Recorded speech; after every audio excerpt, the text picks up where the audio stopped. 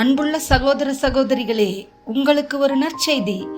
நாம் வரவிருக்கும் 2025ஆம் ஆண்டு ஜனவரி 1 365 நாட்களுக்கும் 365 தலைப்புகளின் கீழ் வேத வசனங்களை வாசித்து பகிர இருக்கிறோம். நீங்கள் இதை அனுதினமும் கேட்டு தியானித்து ஆசீர்வாதத்தை பெற்றுக்கொள்ளுமாறு கேட்டுக்கொள்கிறோம். அது மட்டுமல்ல, இதை சப்ஸ்கிரைப் செய்து உங்கள் நண்பர்களிடமும் பகிர்ந்து கொள்ளுமாறு அன்புடன் கேட்டுக்கொள்கிறோம். நன்றி.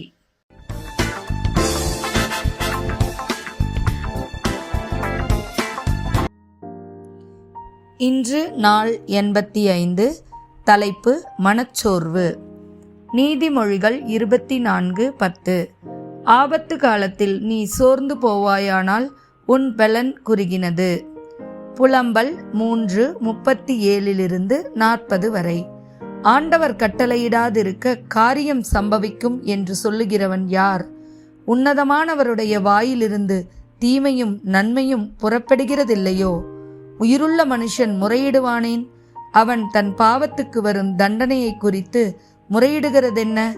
நாம் நம்முடைய வழிகளை சோதித்து ஆராய்ந்து கர்த்தரிடத்தில் திரும்ப கடவோம்.